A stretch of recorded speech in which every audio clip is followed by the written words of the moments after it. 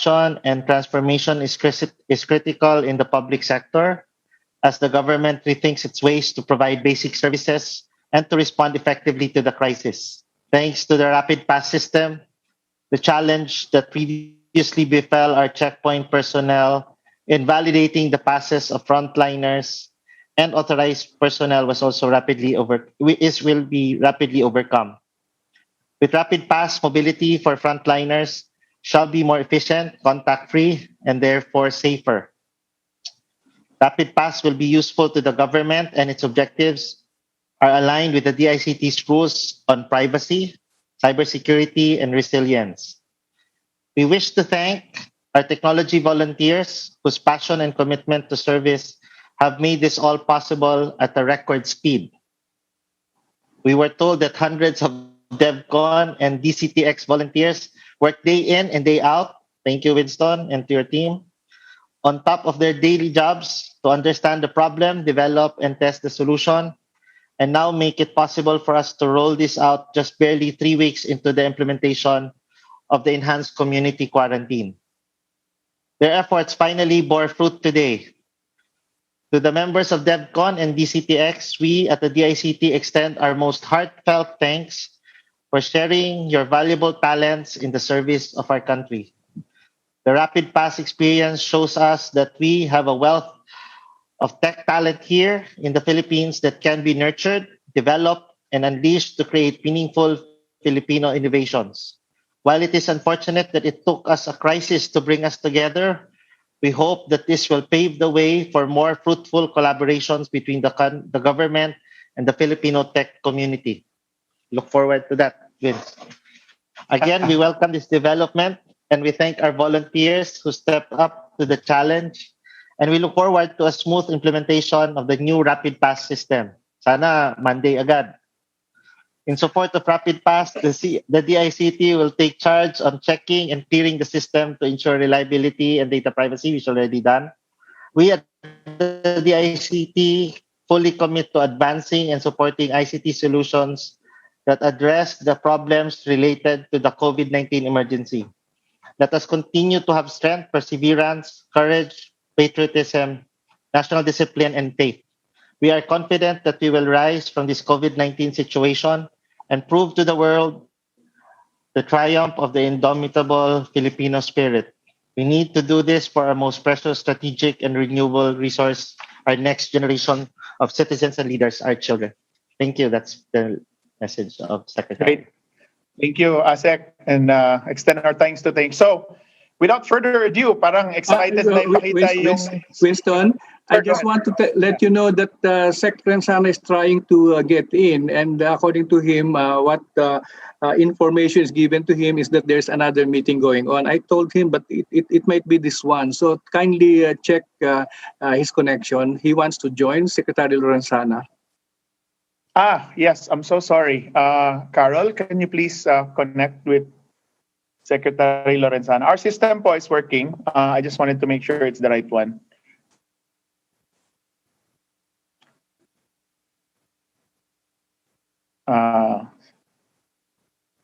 Sige, sir. Carol will be contacted. Maybe CABSEC Carol could also do any reactions to some of the statements earlier by SecBoy while we're also waiting for Secretary Lorenzana to join the call. Or does anyone, kasi napagsalita na si ASEC Manny. So before lang, we also welcome Secretary Lorenzana and then transition to the demo also of Rapid Pass. So sige, maybe while we're waiting for Sec Lorenzana, maybe I can invite Mon Esberto of PLDT, one of our very generous donors to this project. So Mon, I'll put you on.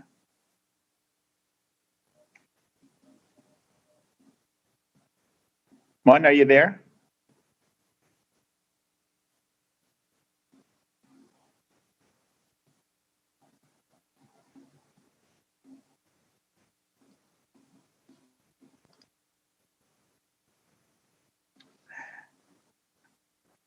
baka hindi sanay na Sorry Mon, put on the spot si Mon Esberto. I just wanted to lang extend also the thanks to PLDT So when I got the call from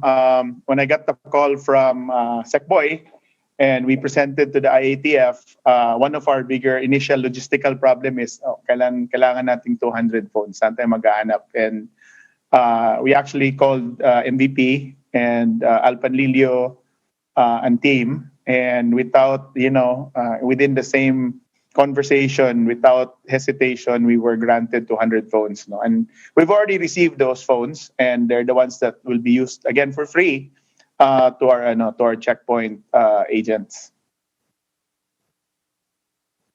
Nine, sorry, go ahead. Yes. All right. Also, a reminder to our friends from media, if you have any questions, as you have the questions, you can already put them on chat or the Q&A button here, but we'll read them out later during the panel, the Q&A after the demo. So I think without further ado, we shall have the Rapid Pass PH demo by Winston.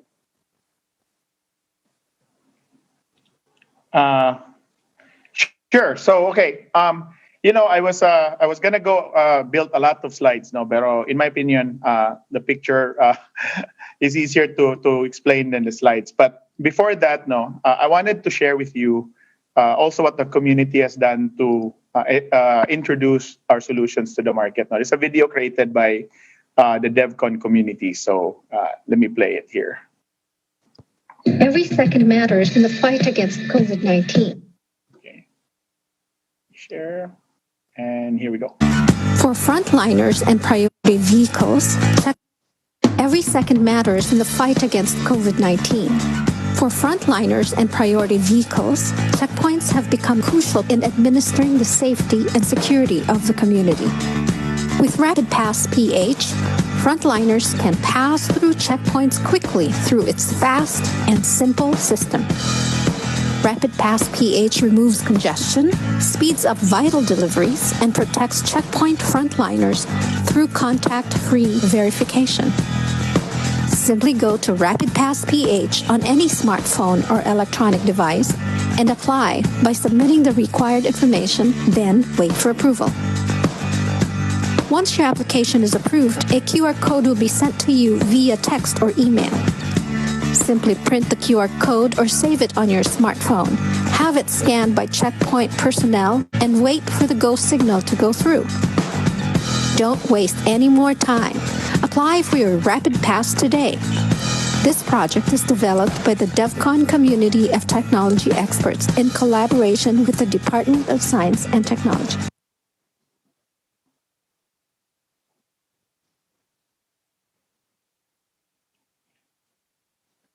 Okay, and that's every time the project is pag sabi ko kay Sec, paggawa ng if made with passion, sir, mas maganda yung output. Kaya yung mga teammates natin sa DevCon, kahit wala pa yung tulog, excited ho lahat. So, what I will do now is make Nina the host while we're waiting for Secretary Lorenzana to join, and then I will start with the presentation lang para lang ma-introduce na natin yung ating technology, and then we'll come back to the panel again, and then right after that we'll take questions. So, Nines, I'm gonna make you the host so you can monitor and see kung sino yung who's joining us. All right. Thank you. Okay, so I'm just gonna. Okay, go ahead. So, magandang hapon to our friends, reporters, bloggers, at saka excited members of DCTX. I wanted to introduce to you and show what we've been working in the last 2 weeks. We're very excited about this solution, kasi kahit naman nagpupuyat kami, it also enabled us to not be nervous, be worried, or parang feel helpless with this situation. So we're excited that we were given the opportunity. Malaki yung community. We said over 500 kasi we were trying to play safe. Overall, there's about 929 members of the community today. And we're divided currently on 4 projects, and I guess growing based on what SecBoy and Capsec Nograles were indicating.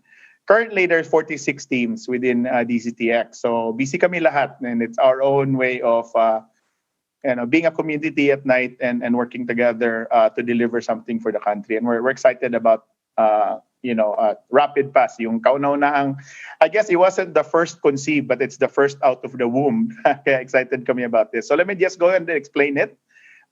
So Rapid Pass really has 3 components to it. The first component is the ability to apply for a Rapid Pass. So ito'y application that can run on a mobile phone.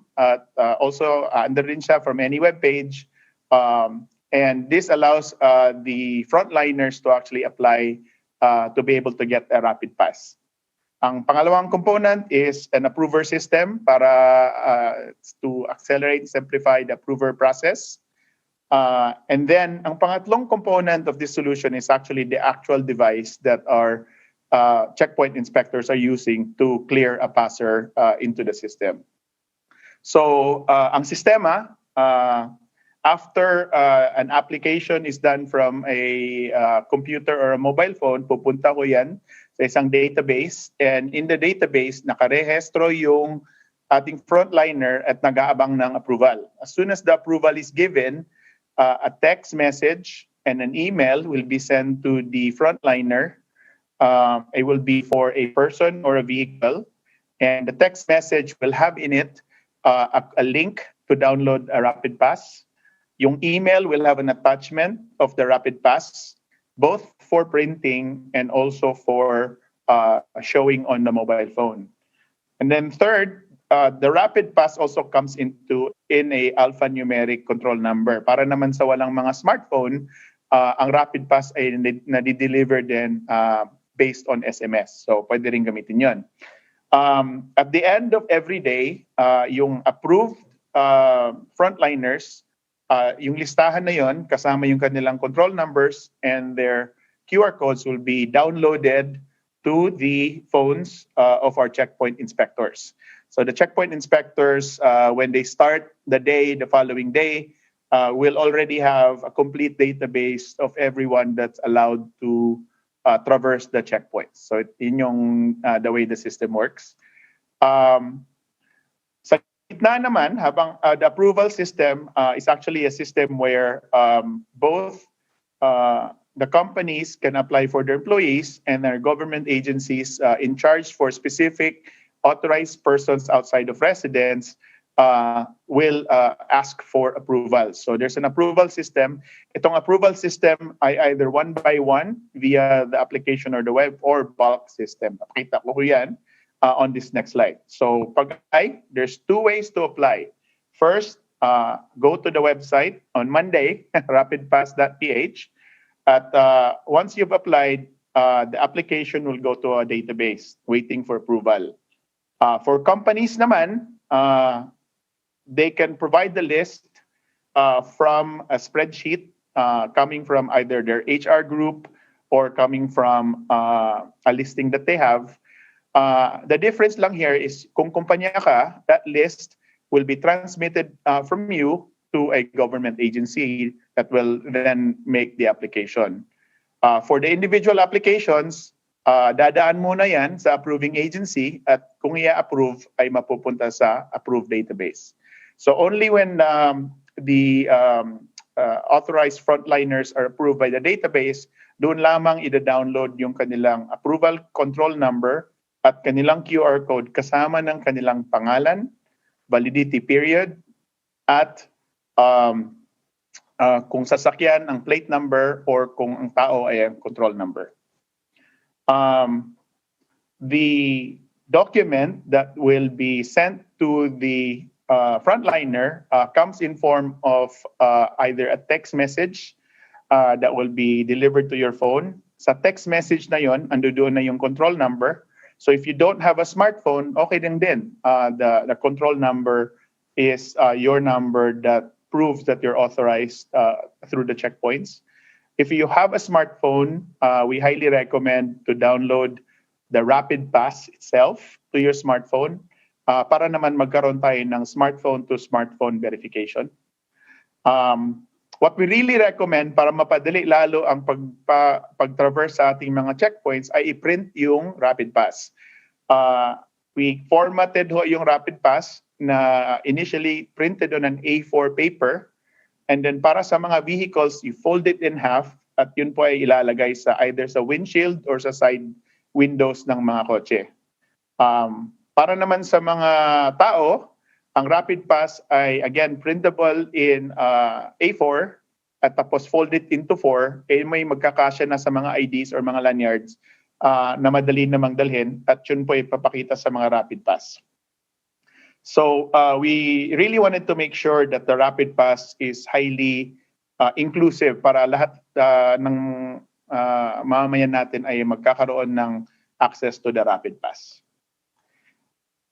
Pag meron kang Rapid Pass, ito po ay sinubukan na namin sa aming mga field test, magkakaroon po ng Rapid Pass lanes. So kung may Rapid Pass ang ating mamayan na frontliners, kung vehicle, we now have the capability to scan and go. So from a distance, if a vehicle already has a Rapid Pass posted visibly in their windshields, yan po ay masaskanan ng telepono na we will be deploying to mga checkpoints. The same goes to IDs or yung quarter page na piniprint ng mga personnel. Kung sakasakali na hindi mabasa ang QR code or makalimutang i-print ang QR code, pwede ho na yung plate number ng kotse, for as long as it's registered in Rapid Pass system, pwede din na yun lang ang itatype ng ating inspector at will provide the passage for the cars. Kung personnel naman, ibibigay lang nila yung kanilang control code and maybe another ID para naman makapasa sa ating Rapid Pass system. Sa ngayon, ang Rapid Pass can be detected by a secure device. So, as a starting point, courtesy of our sponsor at PLDT, we are given 200 Samsung A10 phones. Itong A10 phones na to ay isi-secure. We will have the ability to register itself encrypted para hindi siya pwedeng yung application na hindi magamit ng iba.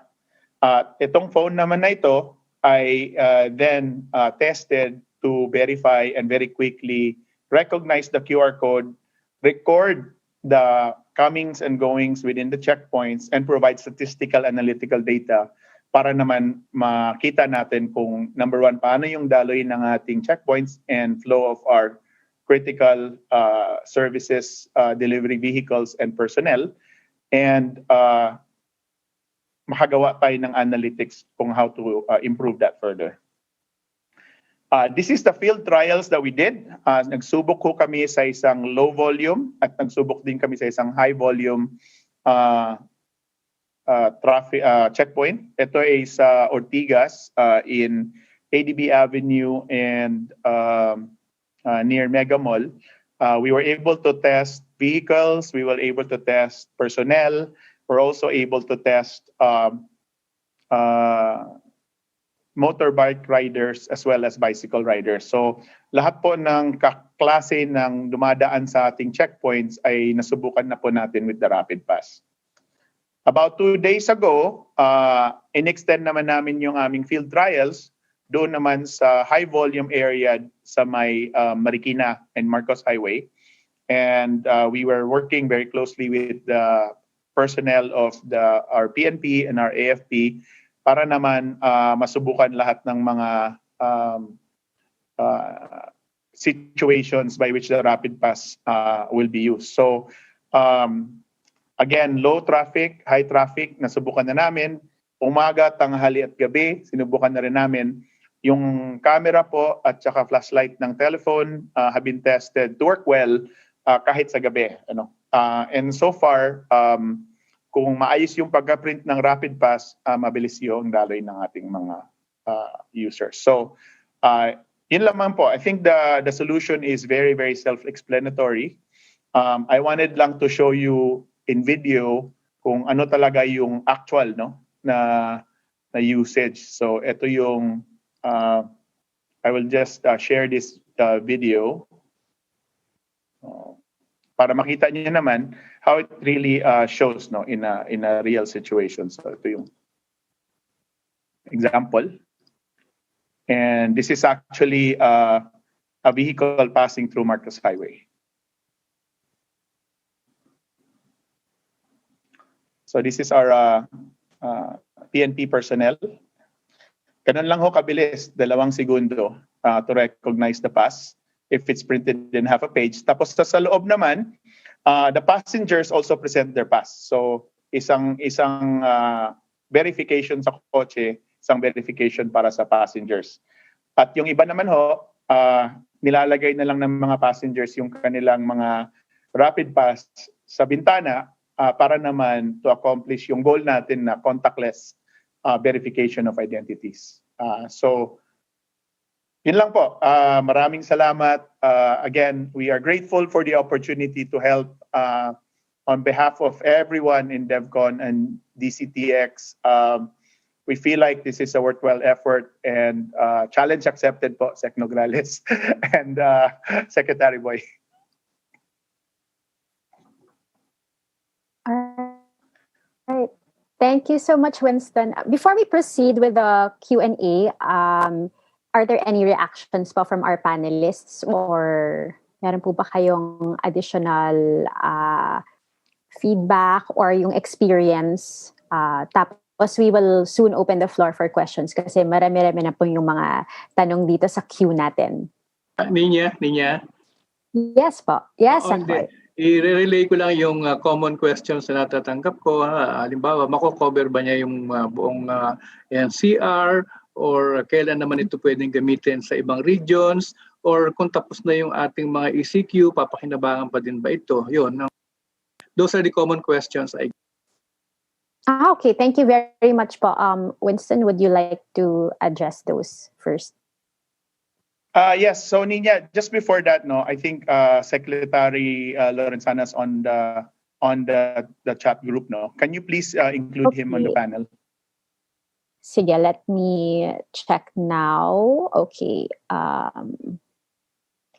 Nawala po siya. He was here earlier and then nawala po siya. Let me. Nandun sa attendees sa taas. Okay. Yes. Oo. Nandun siya kanina tapos wala siya ngayon. Can you make me a host again? Yes, all right. Okay. We are promoting you two panelists po. Secretary Lorenzana, you will now be joining as a panelist. And then, hang on. Kita na po ba? Nina, if you can make me a host. Yep. Ayan, there. Okay. I'll do that. Hello. Good Can you hear me? afternoon po. Good Yes, sir. afternoon. Good afternoon po. Yeah. Oh, bakit hindi ako makita? Wala akong mukha. Hello. We'll check po yung video. Wala pa po, sir. I-on niyo yung video. Oh. Okay. Hang Paano on. kung may unang video rito? Wala naman dito Afternoon, Sec Del. Oo, inaayos lang siguro. Okay. Okay. Yeah, I've seen the demonstration. Maganda. I share the concern of Secretary de la Peña na pwede pa ba itong gamitin sa ibang bagay. I think we should think of other things we can use this after nitong lockdown na ito. But it is very good. I hope the Philippine National Police will be able to adopt this sa kanilang mga checkpoint even after the ECQ. And this is very useful now kasi nga nagkagulo-gulo tayo ng first week because of sa checkpoints wala tayong sistema, yung mga nagdadala ng mga pagkain na This is good. This is good, actually. Hello? Pa yung, Sir, thank you po. Thank you po. oo. Hindi pa nakikita yung ano ni Secdel, yung mukha. Sandali. Ba't kaya wala? Wala rin ako. I cannot find the way. I cannot. Ito. Lumabas na. Ayun. Ayan, sir. Ayan na po, sir. Hello. Hello. Ayan po, sir. Um,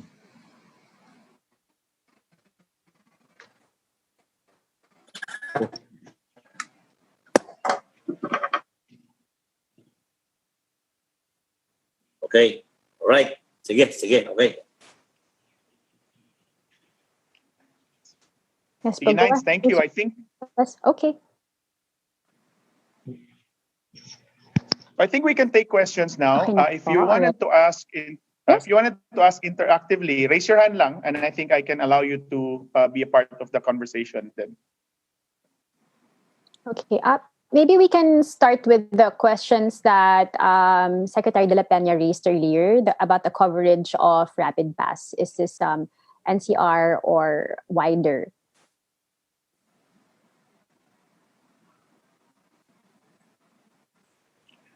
Sa technology side po, sir, kaya po na i-expand natin around the country. So pinag-isipan na namin yun. Later on din po, kung gusto nating gamitin ang ating technology to help naman with our more granular barangay level quarantine passes, pwede rin po. And we're also exploring any other possibility. Kasi ito talaga, it's really more of the frontliner identification, di ba? So it's really designed kung ano man yung may tulong natin at if ma-identify natin na critical personnel po yung ating frontliner para hindi na po sila maabala at magawa po nila yung trabaho nila. So kahit ano mang sitwasyon niya, no? But whether they're helping in the hospital or delivering food, ito pong system na to can extend for that. Okay, a follow-up question to that, and it's also a frequently asked question. So who exactly are eligible to get the Rapid Pass? And can we be specific? And then will there be lanes dedicated for those who have the pass? Tsaka ano po ba daw yung requirements para mag-apply para dun sa Rapid Pass? Yeah.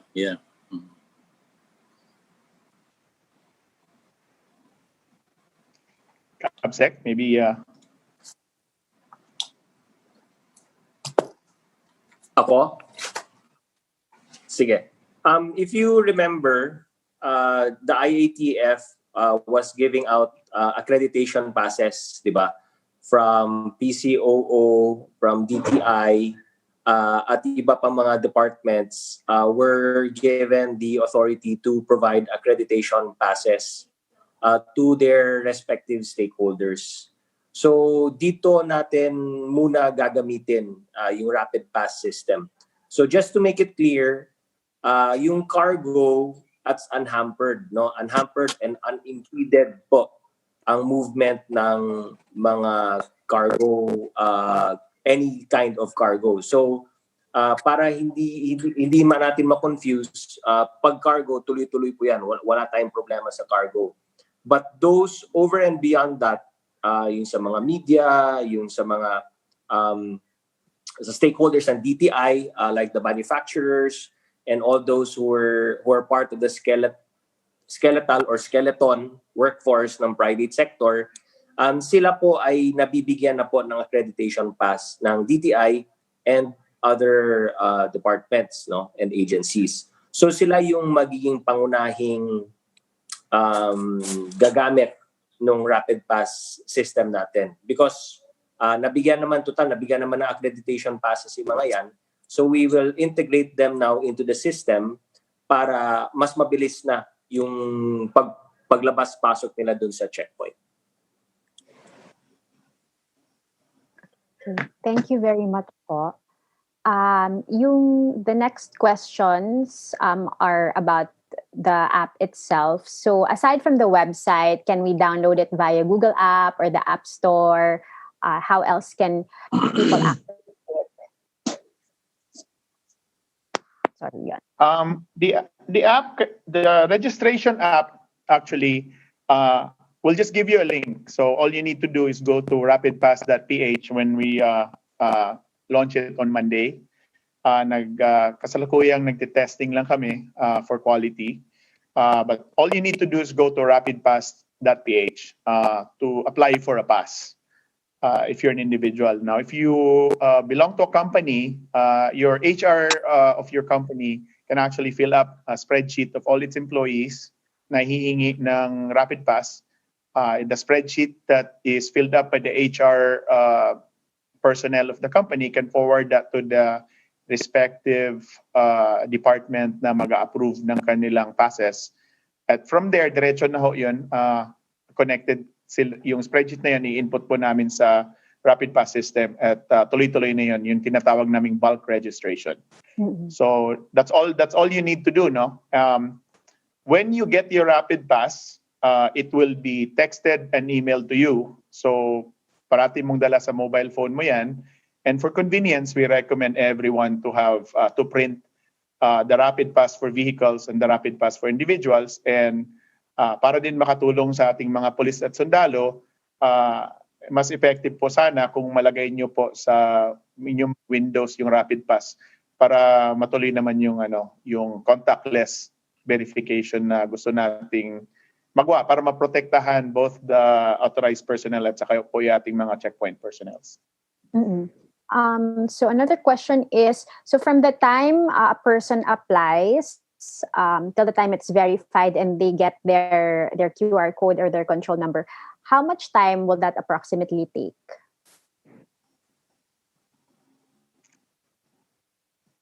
If they're already verified and they're submitted to us via spreadsheet, that will be done less than a few hours lang. All we need to do is make sure to validate. And then ang mangyayari niyan ay once the system verifies you, the mobile number associated to your application, either kung galing sa spreadsheet or dun sa form na finalapan mo, that you will then get immediate notification na nakaprocess na in progress na siya. And then shortly thereafter, makakatanggap ka na ng iyong control number via text and iyong Rapid Pass in PDF format or downloadable format, both in your email and in your text as well. Mm-mm. Okay, this next question is, magiging mandatory po ba para sa lahat ng frontliners yung pag-secure nitong Rapid Pass? Or can they still use their IATF or the company IDs? That's up for the IATF and Sec Lorenzana to decide. Well, for now, hindi siya mandatory because kakastart lang po natin. Kakastart lang natin. So what it will give everyone is an advantage, no? Because if you have a Rapid Pass system, then you can pass through a Rapid Pass lane. So mas mabilis na po yung paglusot mo. At hindi ka na maabala. But maybe later on, no, depending on how the IATF will assess the whole system, maybe later on, pag the system is already in place, then maybe we can shift to a mandatory use of the Rapid Pass. But right now, it's still under yung voluntary, but may advantage. And the distinct advantage is hindi ka na ma-hassle. Mm-mm. Yeah. Correct. And ano daw po ang validity? Gaano katagal yung validity nung Rapid Pass?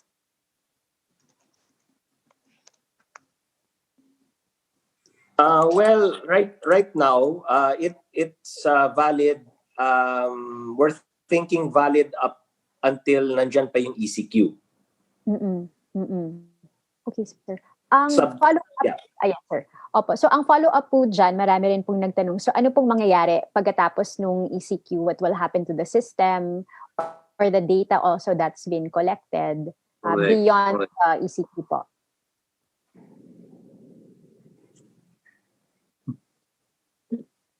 Maybe we should... Asik Mani can say something about the data that will be collected.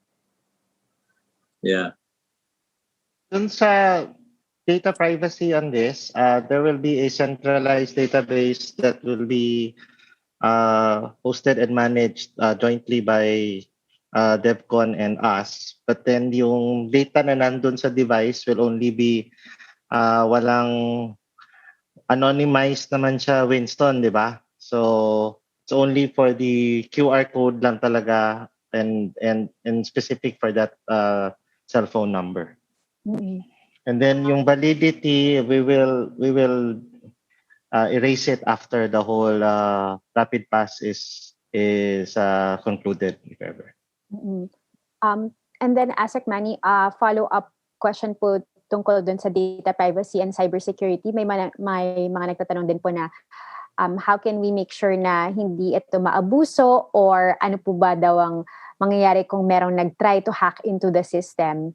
Ano po yung sagot natin dyan or maipapayo sa mga tao tungkol dyan? Right now, there's already an initial vulnerability and assessment and penetration test that has been done on the system, and I've asked DevCon and Winston to make sure that all the findings are properly plugged. Continuous yun, ano? It's not a one-time thing. So continuous ang VAPT on the system.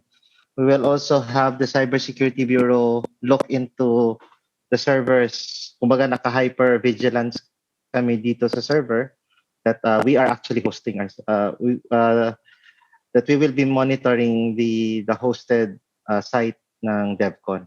Na nakatutok kami doon. Tututok kami doon. Okay po. Next question, there are a number of questions related to expenditure. Did the government spend any money for the rapid pass system? Or were there donors? I think it was briefly mentioned, but you might want to reiterate po this point. And if so, if meron pong expenses, how much na po ba yung nagastos dito? Yeah. Before that, maybe Sec Lorenzana wanted to add to the question on who owns the data Yes. and how it's Yeah. being handled, sir. About the data, yeah. Thank you, Winston. Can we not share this data to the PNP later on so that for their use, there would be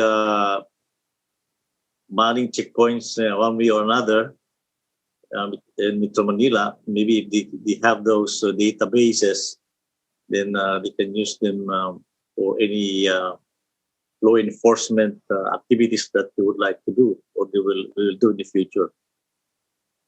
Pwede no, Manny? As long as we can cover the data privacy, we observe the data privacy mechanisms. So hand over and make sure na hindi ma-fall into the wrong hands. Yeah, okay. Sa ngayon naman, ang data is not just the data, no, but the behavior of people that's consuming the data. Yung ating pong police at sundalo ay really very cautious, no, to make sure na maingat yung paggamit ng data at saka they fit for purpose lang yung kanilang ginagamit. So alam niyo, we were on the field and a lot of our DevCon teamers also on field tests. Mahirap talaga yung trabaho ng ating mga checkpoint officers. Mainit, mahaba yung pila, minsan mainit ang ulo ng mga tao. I think this is really helpful and therefore they're appreciating it na yung digital part ay iniingatan nila talaga na mapatupad. Ngiting ko lang tungkol sa gastos, so gaya naman ng pinangako nila Winston, ito ay dinevelop nila volunteer work na wala silang siningil na kahit ano sa gobyerno. Tapos yung unang set nga ng mga phones na gagamitin ay binigay ng private sector.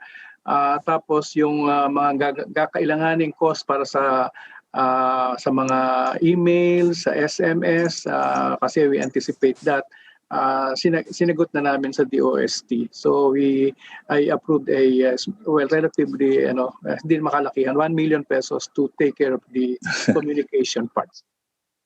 Yeah. Okay. Labor of love. Pero I wanted lang to say na I think the entire community of DevCon, unang-una, we're more than happy to do the project, no. Pangalawa naman, natututo din naman kami. We're helping not only the government but we're also improving the skill set of Filipinos. And I wanted lang to amend the description of the community. Unang-una, akala namin mga Pinoy lang kami sa Pilipinas. But there are DevCon volunteers as far back as Ireland, in Europe, meron din sa Japan, meron sa Silicon Valley at sa Seattle. So marami talagang tulong-tulong. In fact, some of our testers galing Malaysia. So I think it's para sa mga geek, it's a good opportunity for us to come together and to apply our passion for innovation dito naman sa problema ng bansa. So from a cost standpoint, more than happy na nakadonate yung oras. Pero natututo din naman kami, gumagaling din kami at napapakita din namin sa ating gobyerno na kaya ng Pinoy yung problema natin isolve. Mm-hmm. Thank you very much. And thank you very much. Opo. Anything else to add by anyone before I proceed with the next question? Next question. May dadagdag lang ako. We want to manage the process kasi will be, even for companies, there's an agency that will be vetting kung halimbawa DTI for supermarkets. So i-check pa nila yung mga human resources that are going to be granted the pass, no? So hindi automatic na pag nag-apply ka, ibibigyan ka ng pass. Mayroong vetting process para lang make sure na hindi siya maabuso, because the objective of the quarantine is for us to stay home and hindi natin abol na maging 1 million ang kumakalat dyan. Liboy. It defeats the purpose, no? So, just to manage expectations, it's for everybody to apply, but it's a privilege. The pass is a privilege, not a right. Okay. That said po, are you going to impose any maximum number of passes per company or institution? And then, ang follow-up din po doon, how about mga individuals na kailangang mag-apply din, or let's say families, ano po yung limits or parameters for that? Well, right now, di ba nagbigay na ng accreditation passes ang DTI. So that's based on the skeletal workforce na sinabit ng iba't ibang mga companies. That's number one. Then sa PCOO, nagsubmit na rin sila ng mga media workers natin already submitted a list to PCO and they've been given accreditation. So sila muna. Yung mga health workers, wala naman, unimpeded naman ang health workers natin. We don't require them to get the rapid pass because all health workers dapat tuloy-tuloy ang travel nila. So ganon. So we're still maintaining the skeleton workforce. Dun sa siguro yung tanong yung sa families, maybe the question is basically on those per family, 'di ba? May isang member of the family who is allowed to go out of the homes to purchase groceries and essentials. Wala pa tayo sa level na yun. Maybe in the future, we will be able to go to that level. So, natin next phase. But wala pa tayo sa phase na yan. We're still in the phase na we're giving rapid pass to those who pass through the checkpoints pa lang. Do we have yes po. Kasi may mga nagte-text sa akin dahil mahihina ang kanilang wifi. So yung isang tanong, ilan ba yung total checkpoints sa NCR at ilan yung pwede natin gamitan ng rapid pass sa unang implementation natin next week? Thank you po, Secboy. We have 200 cell phones that were donated to us. So that would be given to ilan yan, Winston? 2 cell phones per checkpoint, no? Ganun ba yun? Per checkpoint. So we have a total of 56 checkpoints in NCR, no? Or Metro Manila. And of the 56, meron tayong na-identify na 6 very high volume checkpoints. At doon po namin uunahin kasi that's where our critical services and vehicles are spending too much time, no, and also endangering our frontliners.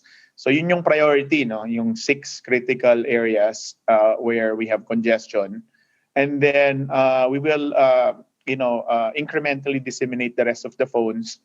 Pag natapos na po yung aming deployment training and planning with the Joint Task Force and with PNP and the AFP. Question? Actually, Sir. I was about to suggest that na unahin mo na yung mga heavy traffic na checkpoint. Pwede na po bang banggitin kung Yes, sir. alin pong mga areas na to, yung 6 critical areas po? Yeah, sandali na. Let's just answer Okay. Sec Yes po. Lorenzana. Can Yes, we also use other phones other than Samsung 18? Opo, sir. The design release for us to use any phones. Lang po, kasi bago lang po yung sistema, gusto nating maniguro na tayo bug-free, no? Kasi yun ang iniingatan ng team. Yung aming quality team is very strict. Kaya medyo subukan muna natin with controlled number of phones and then we will expand it. We will expand it later on. Sorry, Nines, go ahead, please. So yung follow-up question dun sa critical areas, pwede na bang banggitin kung alin itong mga areas na to? Tsaka meron ba tayong estimate ng volume nung tao na dadaan doon or na potentially pwedeng ma-transfer doon sa rapid pass system in those areas? Nag-aantay pa tayo ng go signal, no, from our clients, which is DILG and DND, to give us the marching order kung ano yung uunahin at saka paano iti-train yung staff, no. What we noticed, one of the areas that's really needing this is the Marikina Marcos Highway checkpoint. Doon po namin sinubukan yung ating high volume testing, no, and we really see na kung mapaayos natin yun, mapapabilis yung daloy ng especially the motorbike frontliners, yung nagdadala ng pagkain at nagde-deliver. Kasama din doon yung mga vehicles from the north. So we're awaiting signal lang from both Sec Lorenzana and Sec Anyo kung saan po kami magsisimula and we start training the personnel on the checkpoints.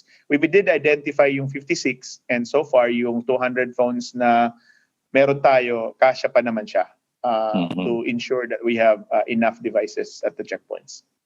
Okay. Follow up din ulit dun sa mga areas na yun.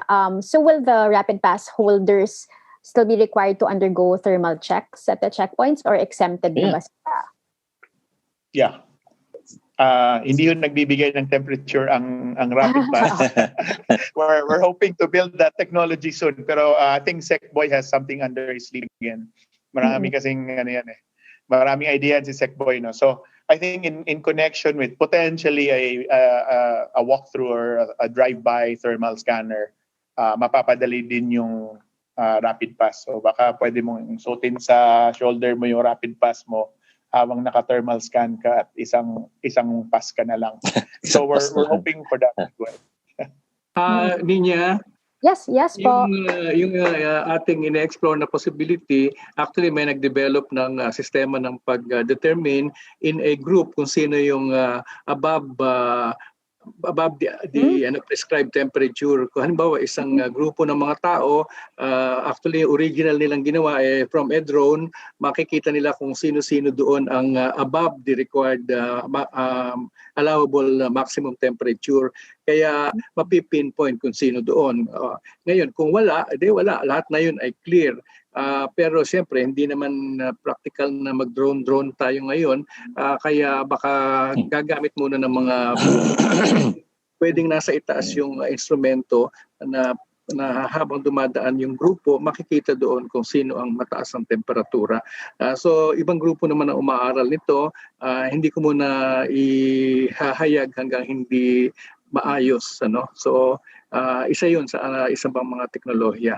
Anyway, natutuwa po ako dahil nandito si Secretary Del Lorenzana, dahil kahit wala si Sec Galvez ay alam ko namang siya nagbibigay ng mga instruction doon, dahil itong deployment details ay kailangan ma-trace out na bago mag-Lunes. So kung meron mai-assign si Sec Galvez para naman dun sa deployment details. Salamat po. We will. So related lang po dun sa deployment, and the target nga po is Monday, handa na daw po ba yung system sakaling merong massive inflow ng mga applications? Magiging handa sa Lunes. The software is largely done, no? So I think a lot of the work now, ito yung ating mga masisipag na developer volunteers from our local startups, yung si Secuna for security and si QE 360 sa ating quality. Ito po yung mga volunteers natin. They're working really hard to make sure that the system is fit for use, both in security and also in scale. So we look like we'll be there on Monday. So nakahanda na po. Sinusubukan po namin lahat ng mga sistema, at saka alam mo, naghahanap ng deadline parati mga geeks, di ba? So maganda na may deadline kami. Pero we're confident that should be ready on Monday. Meron din naman kaming mga safeguards na in case kailangan po ng other things. No? I also want to mention that Microsoft actually donated the infrastructure for this. No, it's Microsoft Azure cloud system where our platform is installed. At si Microsoft naman ay nagko-commit din na if we needed more capacity, they will provide as needed. So we're also tightly partnering with Microsoft para naman in case na dumami at nagsabay-sabay yung applications, we can process it. Okay. Thank you. The next batch of questions are about the data again. So balik tayo dun sa data. Ano-anong klaseng data po ba yung ginagather during the sign-up process? And then yung follow-up doon is, will the data of rapid pass holders be used in the government's national ID program? And ano po ba yung mga safety nets, again, regarding privacy? Who wants to catch this? I think iba yung kinukuha sa national ID kasi ito eh. This is just for temporary use during this crisis. Siguro pangalan, address lang yan eh. Tsaka cellphone. Very basic information siguro. So that you can counter-check the name with the ID that the person will present. So paano makilala? Hindi ito siguro very baka naman hindi naman siguro tatanungin dito ko yung date of birth, ano? Ano, Winston? Wala po. This is the ID is intended really to support frontliners. So kung frontliners lang. Kailangan mong lumabas dahil kailangan ka sa ating state of calamity with this pandemic, that's the intention. No? Kaya piniprint namin itong dalawang ID na to, para sa kotse at para sa tao. So ang purpose naman ito, at ang data contract between the government agency and the provider of information ay para lamang to support their mission as a frontliner. So yun po yung use of data natin. No? And what we collect is your basic name. Kailangan namin yung address para malaman namin kung saan ka manggagaling. Kailangan din namin yung destination para malalaman namin kung ilang checkpoints yung kailangan mong daanan. At yung mobile phone mo para ma-notify ka namin. Correct. Kung ano na yung status ng iyong pass. So we're only capturing what we need to capture and nothing more. And then pangalawa naman, yung napapasa naman sa checkpoint ay pangalan lang at control number. So hindi siya nagko-constitute na tinatawag na PII or personally identifiable information. So dumaan na po kami sa checkpoint na DICT si ASEC Manny para naman masiguro ang ating data privacy, at nag-consult na rin po kami sa ating Data Privacy Commission para paano na gamitin yung ating mga data. Okay. Ito naman po yung questions regarding sa fake QR codes. Paano po ba mape-prevent yung mga resourceful dyan na pwedeng gumawa Ng fake sariling QR codes? QR Kapag codes. napatunayan merong fake QR code na sinubukang gamitin sa checkpoint, ano daw po ang mangyayari? Nako, pala na si Secretary Lorenzana niyan. First of all, the system is not completely tamper-free. No? Nothing is. And hindi natin ginawa siyang ganyan. So, that's a possibility. Pero mahirap siyang gawin, number one. Pangalawa, we really want to make sure the system is inclusive. So, kasama doon yung non-QR code, right? Control number passage. So, hindi siya ganun kakomplikado. However, the system has an analytics backend, and the system has anti-fraud and big data ML, machine learning. So malalaman natin if the pass is being abused, number one. Pangalawa naman, the personnel at the checkpoint can and may still ask for your ID. Kasi ang pass naman is really to tell you na pwede kang dumaan. It's not a definitive identity of who you are.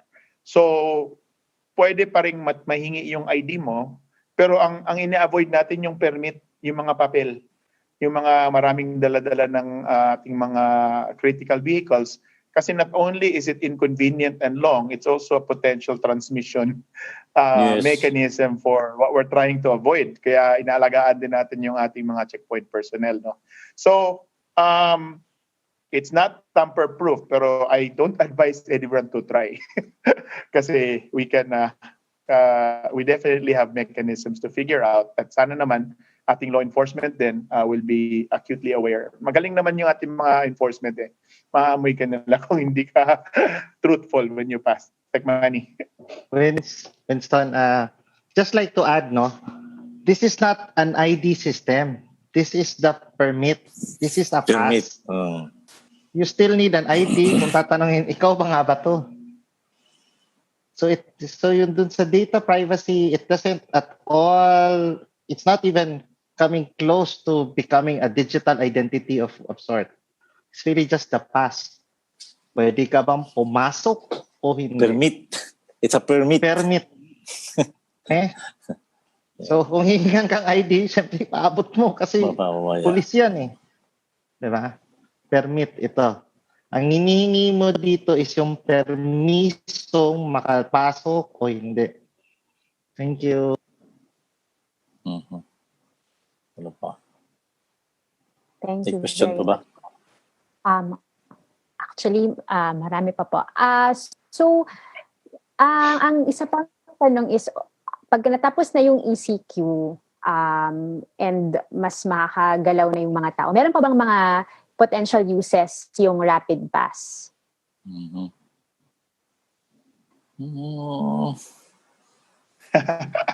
Maraming assignment si Capsec.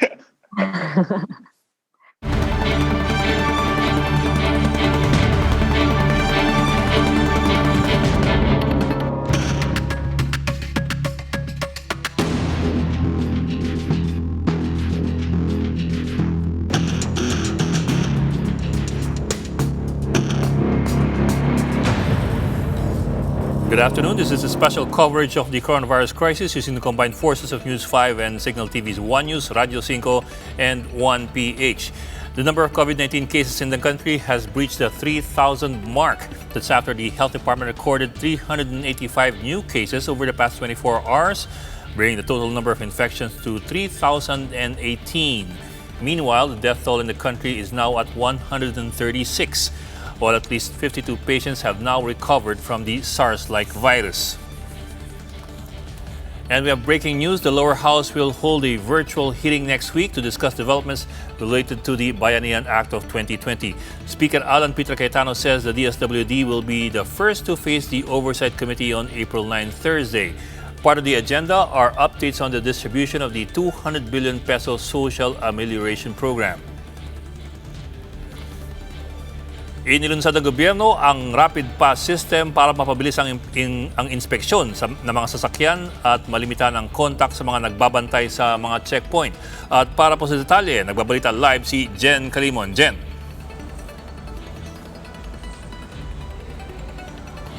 Yes, Bok, simula sa Lunes ay maaari nang ma-download ng ating mga frontliners ang mga unique codes para sa mas mabilis na makadaan sa mga checkpoints, maibsan ang traffic at ma-exercise pa rin ang social distancing sa mga checkpoints. Ito ay sa paglulunsad ng Interagency Task Force o IATF ng Virtual Identification System na tinawag nilang Rapid Pass. Bukod sa mga frontliners, mga healthcare workers at responders ay pwede ring mabigyan ng mga QR codes ang mga authorized vehicles, halimbawa yung mga delivery personnel na maghahatid ng mga perishable goods gaya ng pagkain. Bok, so itong rapid pass system, it is not naman mandatory. It's only to facilitate your passing through a checkpoint. Ibig sabihin, maring meron ka at maring ding hindi.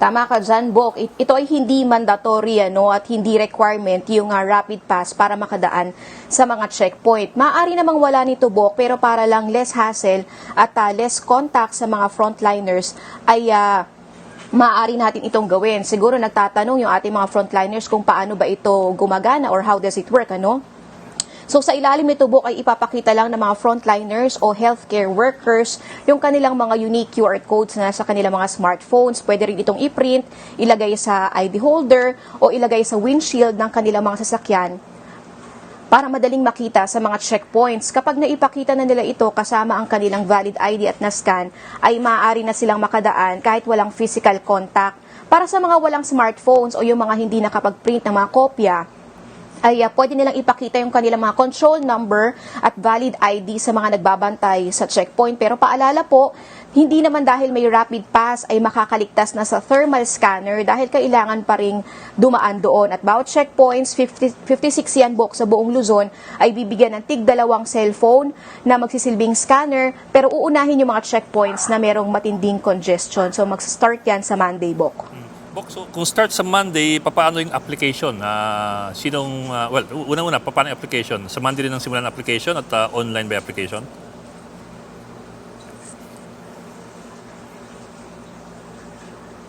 Oo, Bok, starting Monday, pwede na tayong mag-apply. So, paano nga ba mag-apply para sa ating mga frontliners, mga health workers at responders? So, para po makakuha ng QR code, ay pumunta lamang po sa website na rapidpass.ph.